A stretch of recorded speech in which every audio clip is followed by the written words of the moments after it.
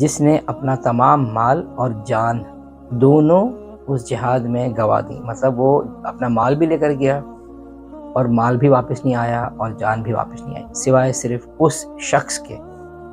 باقی اللہ تعالیٰ کو جو ہے وہ تمام عبادتیں اور اعمال ان دنوں میں زیادہ محبوب ہیں.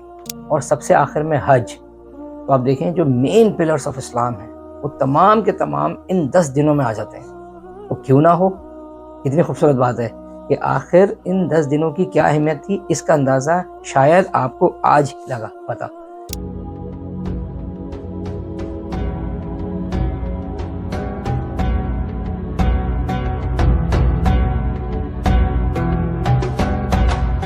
بسم اللہ الرحمن الرحیم. السلام علیکم ورحمۃ اللہ وبرکاتہ. اللہم صلی علی محمد وعلی آل محمد کما صلیت علی ابراہیم وعلی آل ابراہیم انک حمید مجید. اللہم بارک علی محمد وعلی آل محمد کما بارکت علی ابراہیم وعلی آل ابراہیم انک حمید مجید. رب اشرح لی صدری ویسر لی امری واحلل عقدۃ من لسانی یفقہوا قولی. اے میرے رب، میرے سینے کو میرے لیے کھول دے اور میرے کاموں کو مجھ پر آسان کر دے.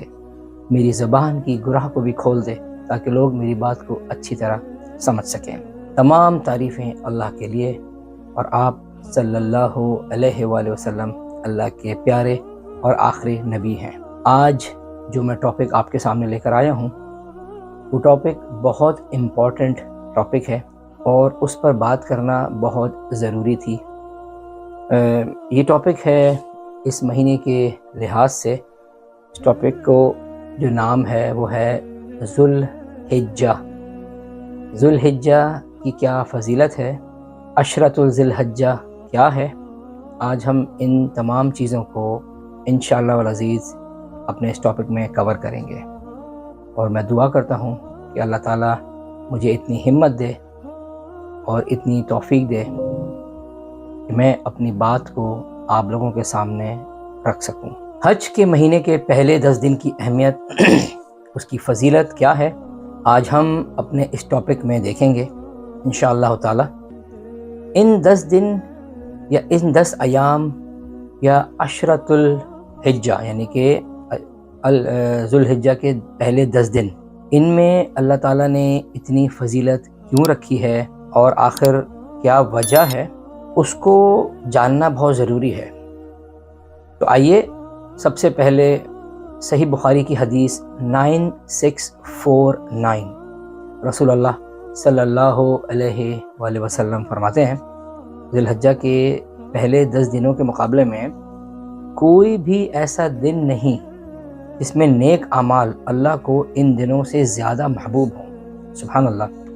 مطلب اللہ کے نزدیک بھی ان 10 دنوں میں کیے گئے اعمال اور نمازیں اور نیک عمل اللہ کو زیادہ محبوب ہیں. صحابہ نے فرمایا یا رسول اللہ صلی اللہ علیہ وآلہ وسلم، کیا جہاد فی سبیل اللہ بھی؟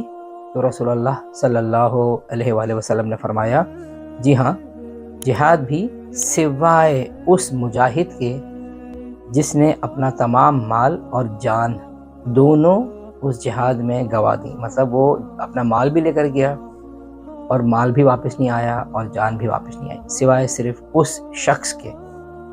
باقی اللہ تعالیٰ کو جو ہے وہ تمام عبادتیں اور اعمال ان دنوں میں زیادہ محبوب ہیں.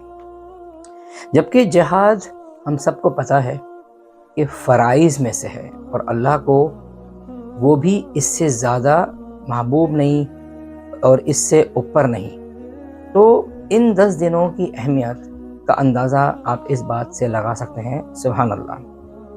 آخر اللہ تعالیٰ نے ان 10 دنوں میں ایسا کیا امپورٹنٹ رکھا ہے. میں آپ کو بڑی مزے کی بات بتاتا ہوں اور آپ غور سے اس کو سنیے گا کہ ان 10 دنوں میں جو ہمارے پورے فرائض ہیں، جو پلرز آف اسلام ہیں، جو ہماری بیس ہے اسلام کی، وہ تمام کی تمام اعمال اور عبادت اس 10 دنوں میں عادت ہیں. کون سے ہیں؟ توحید سب سے امپورٹنٹ ہے، آپ کو پتہ ہے اس کے بغیر تو ہم دین میں داخل نہیں ہیں.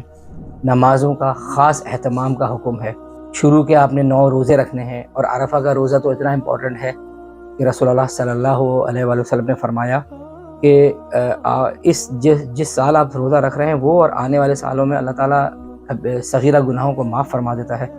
صدقہ، اس 9-10 دنوں میں صدقہ کرنا ایک تو بہت امپورٹنٹ ہے اور اسپیشل حکم ہے، اور سب سے آخر میں حج۔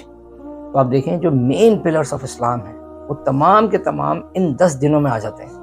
تو کیوں نہ ہو، کتنی خوبصورت بات ہے کہ آخر ان 10 دنوں کی کیا اہمیت تھی، اس کا اندازہ شاید آپ کو آج لگا پتہ کہ یہ آخر اس کی امپورٹنس کیا ہے، اور ہمیں کسی نے ان چیزوں کی امپورٹنس بتائی نہیں ہے۔ کیا خوبصورت بات ہے۔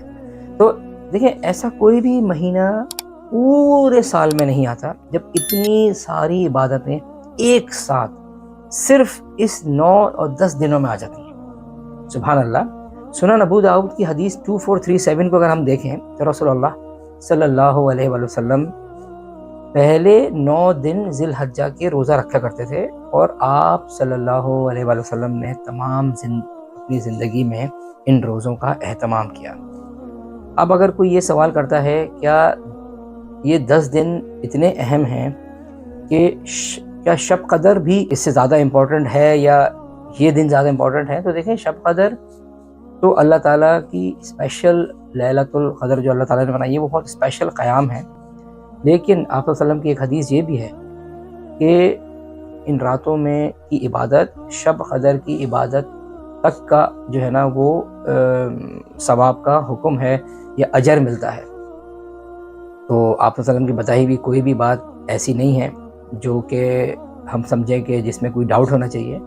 ہم تو لبیک کہتے ہیں اللہ صلی اللہ علیہ وسلم کی ہر بات پر، اور اگر کوئی شخص آپ صلی اللہ علیہ وسلم کی بات کی نفی کرتا ہے تو وہ تو اسلام میں ہے ہی نہیں۔ تو اللہ تعالیٰ ہم سب کو دین پر چلنے کی توفیق عطا فرمائے، اور رسول اللہ صلی اللہ علیہ وسلم کے بتائے ہوئے راستے پر چلنے کی اور ان کی سنتوں پر عمل کرنے کی توفیق عطا فرمائے۔ اچھا اب یہ دیکھتے ہیں کہ، اور یہ دیکھا بھی گیا ہے اور سنا ہوگا آپ نے کہ ان 10 دنوں میں لوگ اسپیشل تکبیرات اور بہت زیادہ تکبیرات کا اہتمام بھی کرتے ہیں۔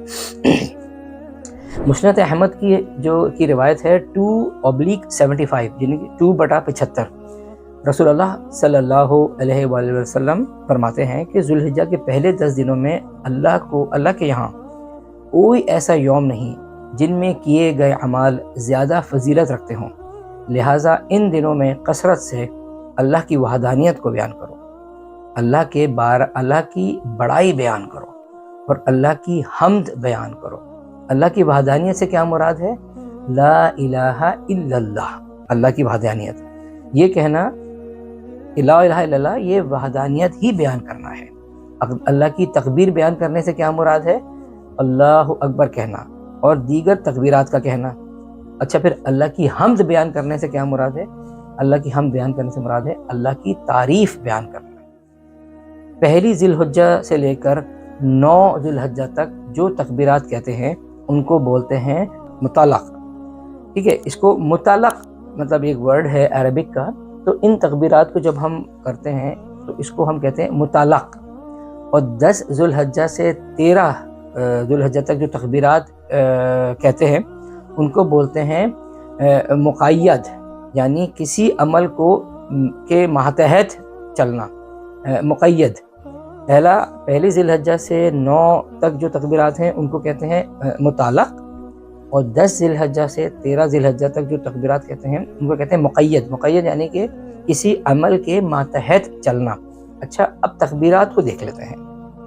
اچھا اب تکبیرات کو کیسے پڑھنا ہے اور آخر کتنی قسم کی تکبیرات ہیں، اب ہم ان کو دیکھتے ہیں۔ جو عام طور پر تکبیر پڑھی جاتی ہے ان 10 دنوں میں نماز کے بعد، وہ ہے جو میں آپ کے سامنے رکھتا ہوں، وہ ہے اللہ اکبر اللہ اکبر اللہ اکبر، لا الہ الا اللہ واللہ اکبر اللہ اکبر وللہ الحمد۔ اللہ اکبر کا مطلب ہے اللہ سب سے بڑا ہے، اللہ سب سے بڑا ہے، اللہ سب سے بڑا ہے، نہیں معبود سوائے اللہ کے، اور اللہ سب سے بڑا ہے، تمام تعریفیں اللہ کے لیے ہیں، وللہ الحمد، تمام تعریفیں اللہ کے لیے ہیں۔ اچھا پھر ایک اور بھی تکبیر ہے اور وہ بھی سنت سے ثابت ہے، اور وہ تکبیر ہے اللہ اکبر کبیرہ والحمد للہ کثیرہ و سبحان اللہ بکرتم وسیلہ۔ میں ایک بار دوبارہ پڑھ دیتا ہوں، اللہ اکبر کبیرہ والحمد للہ کثیرہ و سبحان اللہ بکرتم وسیلہ۔ اچھا، پھر ایک اور بھی تکبیر ہے جو اکثر لوگ پڑھتے ہیں، وہ ہے اللہ اکبر کبیرہ۔ ایک اور بھی تکبیر ہے، اس کو بھی دیکھ لیتے ہیں، اللہ اکبر کبیرہ اللہ اکبر۔ ٹھیک ہے۔ اچھا، اس کے علاوہ بھی ایک اور بھی تکبیر ہے، وہ بھی ثابت ہے، وہ ہے سبحان اللہ والحمد للہ لا الہ واللہ اکبر اللہ اکبر وللہ الحمد۔ اچھا، کیا تکبیرات کو زور سے پڑھنا ہے یا خاموشی سے پڑھنا ہے؟ اب اس پر ایک نظر ڈال دیتے ہیں۔ صحیح بخاری کی حدیث نمبر 969، عبداللہ ابن عمر رضی اللہ تعالی عنہما اور ابو ہریرہ رضی اللہ تعالی عنہ، یہ دونوں صحابی ان 10 دنوں میں بازار کی طرف جاتے اور اتنی زور سے تکبیرات پڑھتے کہ وہ لوگ جو کہ ان تکبیرات کو کہنا بھول گئے ہیں یا پڑھنا بھول گئے ہیں، ان کو بھی یاد آ جاتا۔ ان کے اس عمل سے اس بات کو ہم ثابت کر سکتے ہیں اور کہہ سکتے ہیں یقین کے ساتھ کہ تکبیرات کو زور سے پڑھنا لازم ہے، اور زور سے پڑھنے کی وجہ یہ ہے کہ وہ لوگ جو بھول گئے ہیں پڑھنا یا ان کو یاد نہیں رہا ہے، تو وہ اس کو پڑھنا شروع کر دیں۔ اس کا اجر انشاءاللہ تعالی آپ کو بھی ملے گا۔